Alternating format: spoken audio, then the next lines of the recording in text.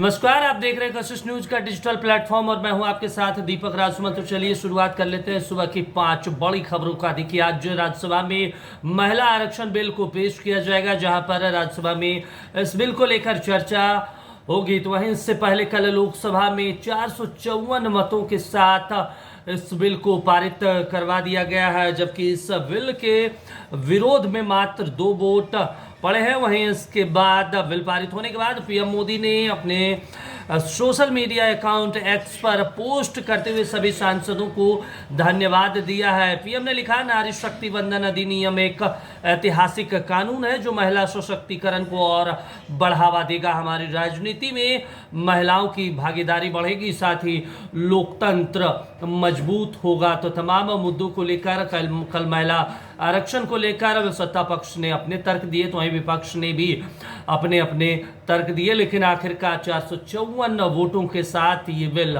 पारित हो गया। ऐसे में आज राज्यसभा में जाएगी, जहां पे राज्यसभा में इस बिल को लेकर चर्चा होगी। दूसरी बड़ी खबर है कि आज राज्यसभा में जिस बिल को पारित किया जाएगा, आपको बता दें कि 27 साल बाद महिला आरक्षण बिल को पास करवाया गया है। सबसे पहले 1996 में एचडी देवगौड़ा की सरकार में इस बिल को लाया गया था। उसके बाद इंद्र कुमार गुजराल की सरकार में इस बिल को पेश किया गया। फिर अटल बिहारी वाजपेयी की सरकार में 1999 में लाया गया। फिर 2002-2003 के आसपास लाया गया। उसके बाद फिर 2008 में इस बिल को मनमोहन सरकार में लाया गया और फिर 2010 में राज्यसभा में पारित करवाया गया। अब ये लोकसभा में पारित होने के बाद आज राज्यसभा में चर्चा के लिए भेजा जाएगा। इससे पहले जहां सरकार ने इसके पक्ष में सभी दलों के सांसदों से वोट करने की अपील की है, तो वहीं इस बिल पर विपक्ष की ओर से सबसे पहले कल लोकसभा सदन में सोनिया गांधी अपनी बातों को रखी। सोनिया ने इस बिल का सबसे पहले समर्थन करते हुए कहा कि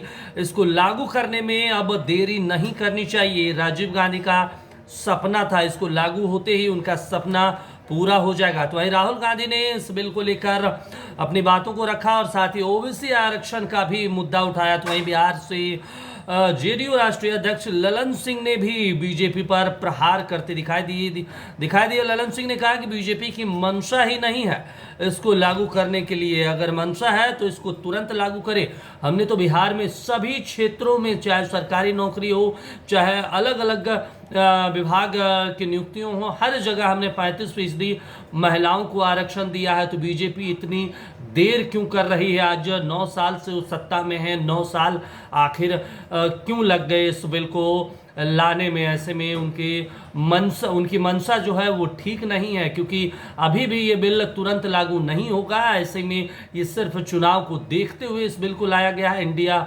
गठबंधन को देखते हुए घबराहट में है बीजेपी और इसको लेकर ये बिल लाया गया। तो तमाम जो विपक्षी सांसद थे उन्होंने ओबीसी आरक्षण का मुद्दा उठाया, चाहे वो समाजवादी पार्टी की नेता डिंपल यादव हो, चाहे फिर असदुद्दीन ओवैसी हो। तमाम नेताओं ने ओबीसी आरक्षण को लेकर सवाल उठाया, लेकिन आखिरकार 454 मतों के साथ ये बिल पारित हो गया। आज राज्यसभा में इस बिल को लेकर पेश किया जाएगा, जहां पे चर्चा होगी।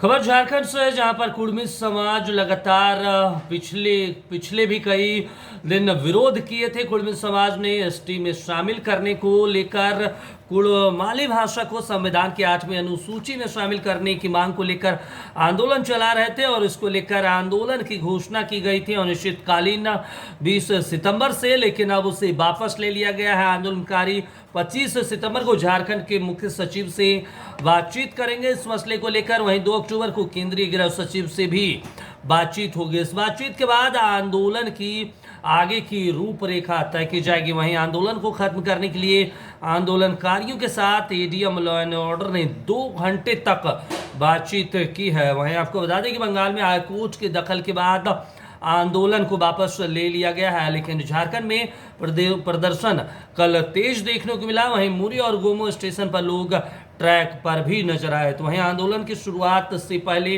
रेलवे भी सतर्क दिखाई दिया। वहीं जिला प्रशासन भी अलर्ट मोड पर थी कि कोई भी प्रदर्शनकारी हिंसात्मक घटना को अंजाम न दे। लेकिन अब आखिरकार कल देर शाम आंदोलन को वापस ले लिया गया। अब झारखंड के मुख्य सचिव के साथ बातचीत होगी, फिर केंद्रीय मुख्य सचिव के साथ बातचीत होगी 2 अक्टूबर को। उसके बाद फिर इस आंदोलन की रूपरेखा तय की जाएगी।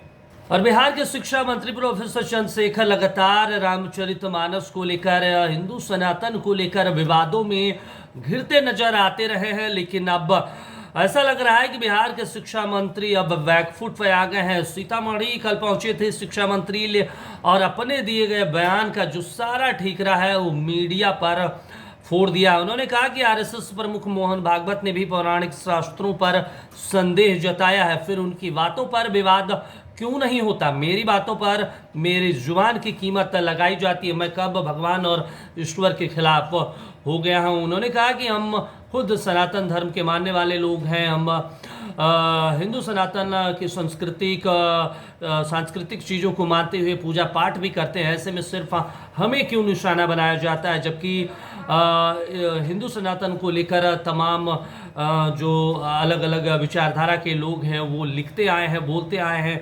उन्होंने मोहन भागवत का भी जिक्र किया। तो ऐसे में अभी हाल ही में तेजस्वी प्रसाद यादव ने भी सख्त हिदायत दी थी मीडिया से बातचीत करते हुए प्रोफेसर चंद्रशेखर को कि अपने विभाग पर ध्यान दें, ऐसे बयानबाजी में ना रहें, अपने विभागों को ठीक करने में लगाएं। तो ऐसे में तेजस्वी के जो नसीहत है उसका असर अब देखने को मिल रहा है। प्रोफेसर चंद्रशेखर एक बार फिर अब बैकफुट पे आते दिखाई दे रहे हैं।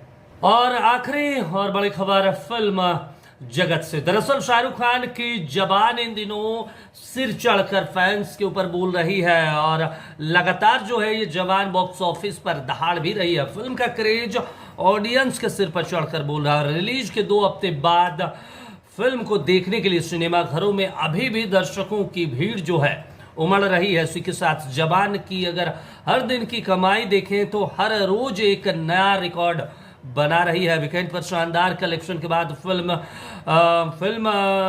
को लेकर जो है अभी भी टिकट लेने के लिए खिड़की पर जमकर कलेक्शन हो रही है। इसी के साथ दूसरे मंगलवार यानी गणेश चतुर्थी के मौके पर फिल्म ने एक और नया रिकॉर्ड अपने नाम कर लिया। दरअसल 13वें दिन ये फिल्म जो है जवान शाहरुख खान की सिर्फ इंडिया में ही 500 करोड़ रुपए कमा चुकी है। जबकि पूरी दुनिया की बात करें, वर्ल्ड वाइड कलेक्शन की बात करें तो अब तक ये फिल्म 1000 करोड़ रुपए पार कर चुकी है। अभी इस फिल्म को रिलीज हुए 13 दिन हुए और 13 दिन में इसकी शानदार ओपनिंग हुई और बॉलीवुड में ये पहली फिल्म बन गई है जो इतनी बड़ी शानदार ओपनिंग के साथ अभी भी गदर 2, बाहुबली और दंगल जैसे फिल्मों को पीछे छोड़कर अभी भी नंबर 1 है। और लगातार जो है इसका क्रेज इंडिया के अलावा तेलुगु में, कन्नड़ में और इसके बाद अलग अलग देशों में भी अभी भी क्रेज देखने को मिला है। तो कशिश न्यूज के सुबह के 5 बड़ी खबरों में अभी के लिए इतना ही। आप देखते रहिए कशिश न्यूज।